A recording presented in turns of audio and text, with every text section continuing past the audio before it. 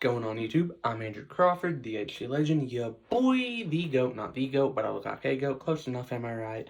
I think I'm right, and today on the channel, I will be doing part 2 of my 10-part video series of my top 100 favorite wrestlers of all time. Now, last week we covered a very small, but still a kind of good variety of hardcore wrestlers and pure technicians of the game, or just outright icons for something that they've done that they did that made them, it gave them their name, it made them who they are. Today is more of the same, only a lot more diversity, if I'm being honest, because looking at it, I have some good hardcore, I have technical, I have a lot of modern, honestly. That being said, let's get right into it. But before I get into it, sorry, don't forget to follow my new Instagram that I made strictly to promote my YouTube channel. On that channel, you can also message me with video ideas. You can message me with just things in the wrestling world you'd like to hear me talk about, or just things you'd like to hear me talk about, period. With that being said, let's get into it. Number 90, Spike Dudley. Spike Dudley is the younger brother, kayfabe, of the Dudleys. The youngest Dudley. But he's also the most psychotic. This man is literally just there to not be allowed to hit his moves and get outright murdered by people. Not like legit murdered, like, I don't think Spike Dudley's dead, but his body's probably not in good physical shape from some of the stuff he's pulled.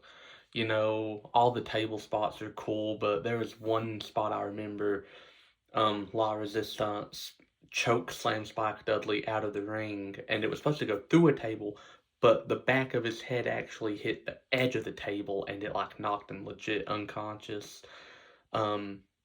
Spike is like a Mick Foley type, where you put him on a list of your favorite wrestlers because of what this man put his body through and sacrificed for the benefit of the company. He's not very much a technical wrestler as he is a hardcore wrestler, but that's totally cool, because I know a lot of people are actually more into the hardcore, bloody side of wrestling than the technical side and the storytelling side, etc., etc.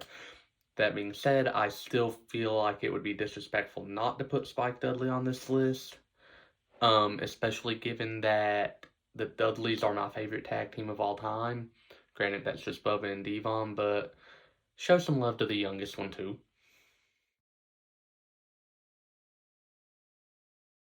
89, The Sandman. The Sandman is literally one of the coolest wrestlers ever, but he's also kind of a lunatic. This man's entrance consisted of him coming to the ring with a kendo stick in one hand and a beer in the other, and he would crack open the beer with one hand, chug it, like just pour it directly down his throat, smash the can on his face, take the kendo stick and start hitting himself in the face with that, walk down to the ring and unleash a can of whoopee on whoever he was facing. And it was a really tough call on my Mount Rushmore of hardcore wrestling to exclude the Sandman, but I also know, but if y'all know me, y'all know I'm not going to disrespect Mick Foley, who we will get into very later in this series.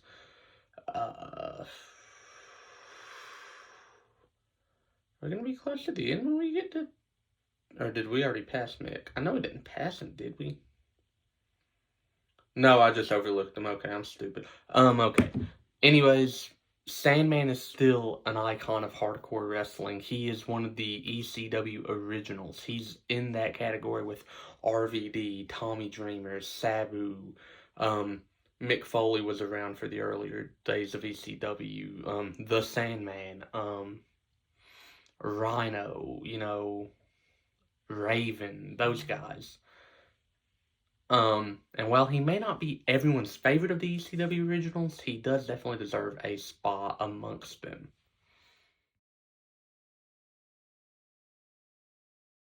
88, Rhino. Rhino has a very unique reason for why I'm putting him on this list. One, it's because much akin to a Sandman, Tommy Dreamer, Mick Foley, he's an ECW original. He's one of the guys that really helped to put ECW on the map and keep it on the map.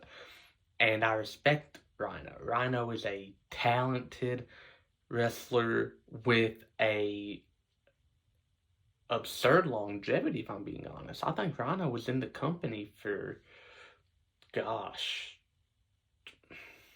a while.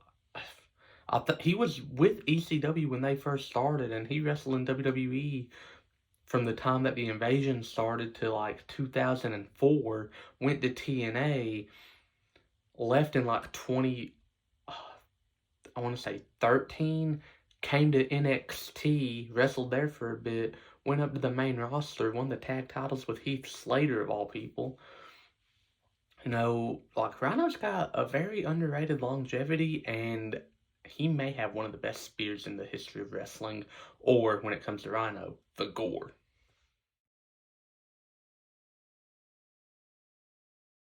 Number 87, this is one I love to talk about. The American Dream, Dusty Rhodes, if you will, baby. Dusty Rhodes is that guy. This guy was such a great wrestler in the NWA, AWA, whatever he was in. And that's not even why he's on this list. It's because he showed up in Vince's company, WWF, and Vince gave him polka dots. Literally, that was all. Just polka dots. But thanks to Dusty's charisma, his energy, and his ability to make anything work, he made the polka dots work. And he is one of the most iconic wrestlers of all time for it. His finisher's iconic. The bionic elbow was just a couple bam, bam, bam jabs. He'd do that and then dig his elbow into someone's head. That was literally his entire finisher. But the fans ate it up. Dusty Rhodes, like I'm saying, is a GOAT in the ring, but he's also like a GOAT on the mic. He's a GOAT charismatically.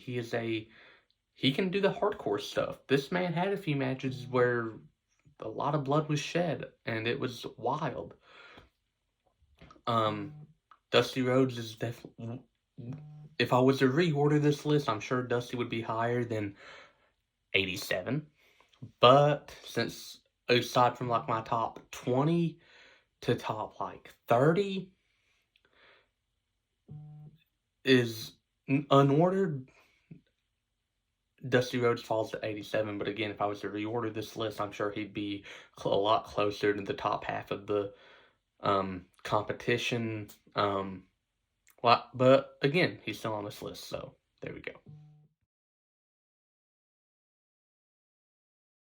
Number 86, one of the many people that you could argue belongs on the Mount Rushmore of the black and gold era of NXT, Tommaso Ciampa. Tommaso Ciampa is known really well in WWE, at least, for his iconic feud in NXT with Johnny Gargano, whatever you want to call him. I've always said Gargano just to be try to be a proper jerk about it, but no, it's Gargano. Oh well. But he's also known on the indies for doing what in Japan and what over here is called strong style, which essentially is tricking the fans into thinking you're really kneeing someone in the face or really kicking the crap out of them by actually really kicking the crap out of them. Like on the indies, every time he did his big knee, that if you watch Tommaso Ciampa, you know what I'm talking about, he would actually knee the crap out of his opponents, and it was awesome, that, and he's a part of one of the most feel-good wins yet most feel-good wins, most deserved wins in the history of the Black and Gold era of NXT when him and Johnny won the tag titles from Revival at TakeOver Toronto in November of 2016. In, I'm going to say it, the best regular 2 out of 3 falls match ever. I said what I said. But yeah, Tommaso Ciampa.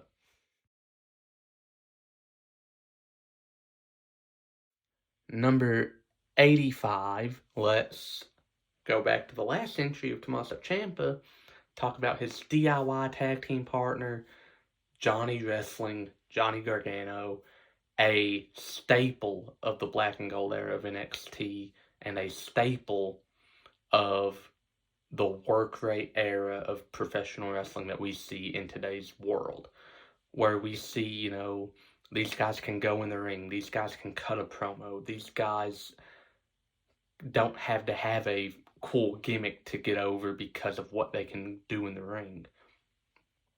Johnny is a staple of that.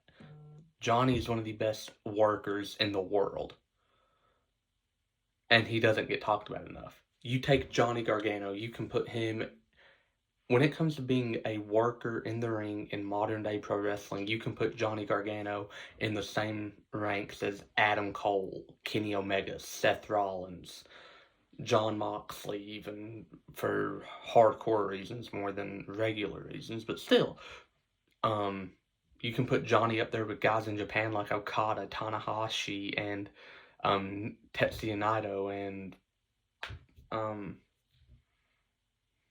okay, that's all I can think of in Japan right now. Jay White, you know, there's so many wrestlers that you can put Johnny in the same ranks as when it comes to, I don't need a gimmick. I can get over because of how good I am in the ring, and he proves it anytime he's in the ring.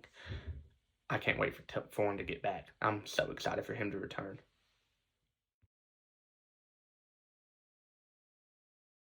Number 84, the king of comedy wrestling.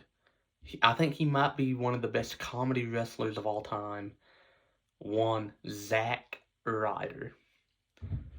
Zack Ryder is one of those guys that, like, he had the ceiling in WWE. He was never going to be top guy. He was never going to hold the WWE or Universal titles. He was always going to hold, like, a mid-card title at best. But that's fine. You know, like, because Zack as world champion wouldn't have been great, you know. Looking at his other title reigns, his U.S. title reign in particular, because it was actually long enough to gauge, the chase for the title, like him working to get to the title, was better than his actual reign with the title, and that's okay, you know. That's cool. Not every wrestler is gonna be the world champ. Not every wrestler's gonna be a Triple H, Rock, Austin, Cena, Edge, Orton. Not every wrestler's gonna be that. Someone has to be on the mid card. Zack Ryder was great in the mid card. He was a great comedy act in the company. And on the indies, he's proven himself. Like, this man's outright one of the most popular indie wrestlers today. Also has the nickname the Deathmatch King, which, arguable. Talk to Mick Foley, then maybe. But still, I do respect the crap out of Zack Ryder, and he has always been one of my favorites. He's always been entertaining to me. So yeah, Zack Ryder. Number 83, Ayo, is Scott Hall. Scott Hall is my favorite member of the NWO after I looked at it. After I looked at my list, he is my favorite member of the original NWO of Hogan, Hall, and Nash. Because after I made my list, I looked over it to make sure there wasn't a name I was forgetting. Hogan didn't fall onto this list because he's a piece of crap. Kevin Nash didn't fall onto this list. And that's just because I don't like Kevin Nash. Sorry. But Scott Hall is one of those guys that inspired an era of big men. Scott Hall was the first of his kind, Who else did I say that about? Oh, no one. Oh, well, I said that about British Bulldog in my last video, actually. Scott Hall was an advanced version of the British Bulldog because, unlike the British Bulldog, he had the charisma to go along with the ring work and the size, you know. Like, Scott Hall is the size of a wrestler that Vince McMahon would go gaga for, you know. He was the size of a, like, not physique-wise, but, like, height-wise and weight-wise, he was the size of a Hogan, of a British Bulldog, of an Ultimate Warrior. But in the ring, he could go. He had the stamina of a freaking marathon runner to an extent. Obviously not. Running a marathon is very hard. But he could also talk. He got the word Chico over. Like, bro, come on. Scott Hall's criminally underrated. Should have been world champion. Shame he wasn't. But I do definitely rank him in my 100 favorite wrestlers of all time.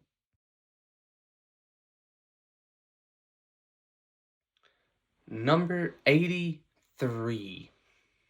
Oh, 82. My bad. 82, Ricky the Dragon Steamboat. He is akin to a Jimmy Snuka. He is one of the innovators of what a high-flying professional wrestler is and what a high-flying professional wrestler should be. You know, Ricky Steamboat is also, though, one of the best pure technical wrestlers of his generation. When he had his iconic matches with Ric Flair, Macho Man at WrestleMania 3, and even fast forward to 2009, him and Chris Jericho put on an outright barn burner with Ricky Steamboat nearing the age of like 60 or more. I think he was actually over 60, I could be wrong. But Ricky Steamboat was that man, like I said with Scott Hall, he had elite stamina. If he would have been pushed in the world title scene, the noise he could have made is unreal. But I do love Ricky Steamboat. I have a great appreciation for Ricky Steamboat, for what he means to my favorite sport and what he means to my favorite subcategory pro wrestler, i.e. the high flyer. Therefore, Ricky Steamboat more than deserves to be on this list. Number 81, in my opinion, the best overall wrestler, the most talented overall wrestler, mic worker combo that never won the world title, Jerry the King Lawler. Jerry Lawler had this charisma about him that he could have been complimenting you, but because of how he said it, you would have felt insulted. Jerry Lawler is one of the best heels ever. Like, this man walked into an ECW show as a WWE guy and said this bingo hall should be filled with toilet paper because there's nothing but crap in it. Only he didn't say crap. That is what this man, and the heat he got for saying stuff like that is unreal. You know, this man got in a feud with Bret Hart and outright insulted his parents. And I don't mean like, you're a duty head insult. I mean like, said, "Gee, Stu, how can you still see with how old you are," or whatever. Like, it wasn't that bad. Like, but Jerry Lawler is the king of insulting people, aside from one man that we will get into later. Actually, a few guys that we'll get into later. Jerry's good at it, though. Jerry's a criminally underrated mic worker. That's why he was on commentary for so long. And as I said, I think he's one of the best wrestlers to never win the world championship. And that's the video, or part 2 of it.